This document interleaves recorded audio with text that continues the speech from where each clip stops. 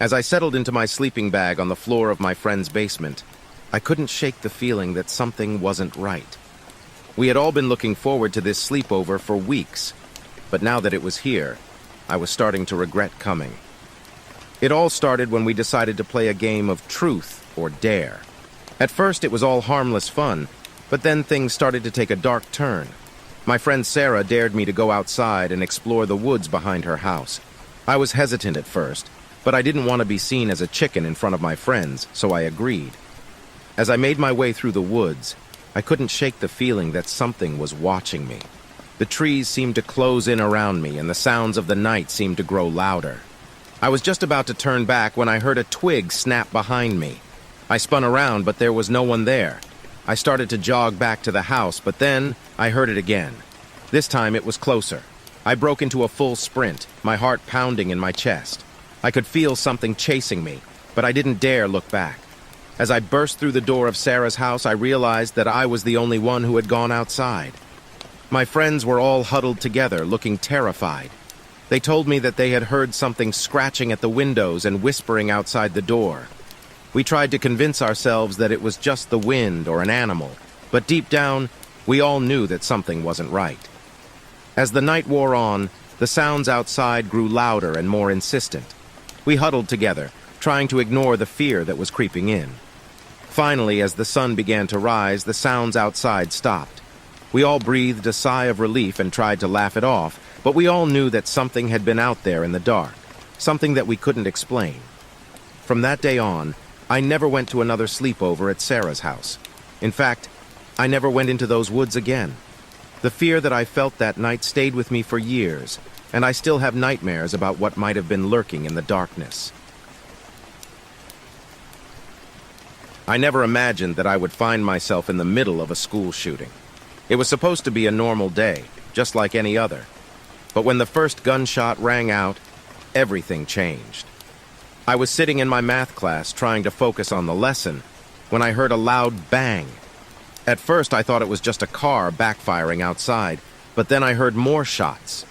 Panic set in as I realized that something was very wrong. My classmates and I huddled together in the corner, trying to stay quiet and stay alive.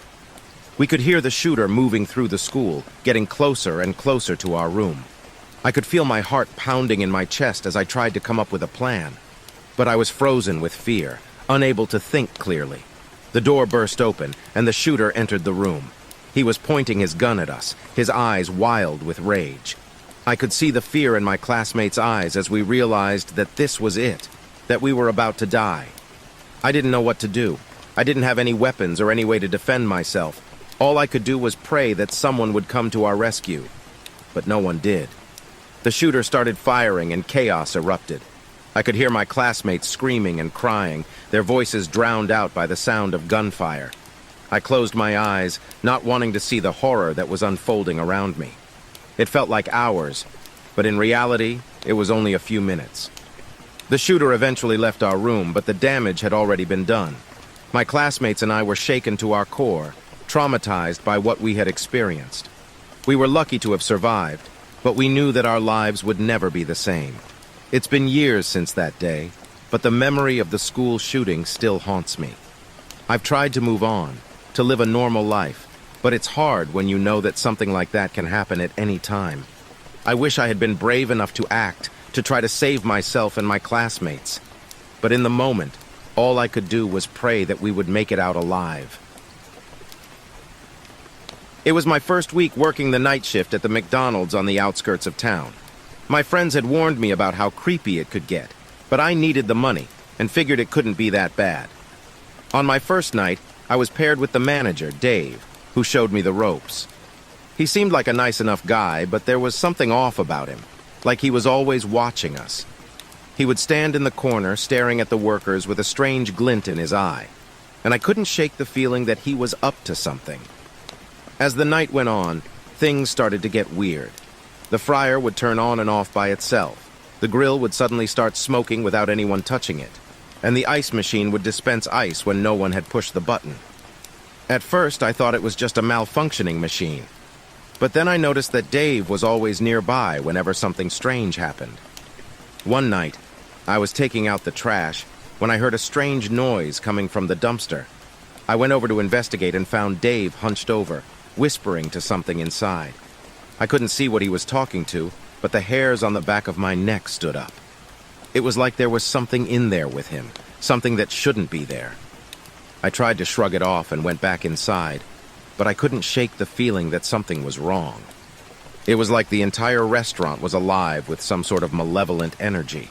The doors to the walk-in freezer would slam shut on their own, trapping whoever was inside, and the soda machine would suddenly spray soda all over the floor, making a huge mess. I tried to tell Dave about it, but he just brushed it off and said it was probably just a glitch in the system. One night, things took a turn for the worse. I was wiping down the counter when I saw something move out of the corner of my eye. I turned around and saw a figure standing in the back of the restaurant. It was tall and shadowy, with glowing eyes that seemed to follow me wherever I went. I froze, unable to move or even breathe. That's when Dave appeared out of nowhere, blocking my view of the figure. He seemed different somehow, his face twisted into a grotesque grin. "Everything's fine," he said in a sing-song voice. "Nothing to worry about." But I knew better. Something was off about Dave, and I couldn't shake the feeling that he was involved in whatever was happening. I decided to do some investigating on my own and snuck into his office when he wasn't looking.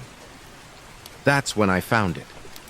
There was a strange book sitting on Dave's desk, covered in strange symbols and arcane writing. I opened it up and felt a wave of pure terror wash over me. The pages were filled with rituals and spells, each one more disturbing than the last. And then I heard it, a voice coming from behind me. I turned around and saw Dave standing there, his eyes black and empty. "What are you doing?" he asked, his voice cold and menacing.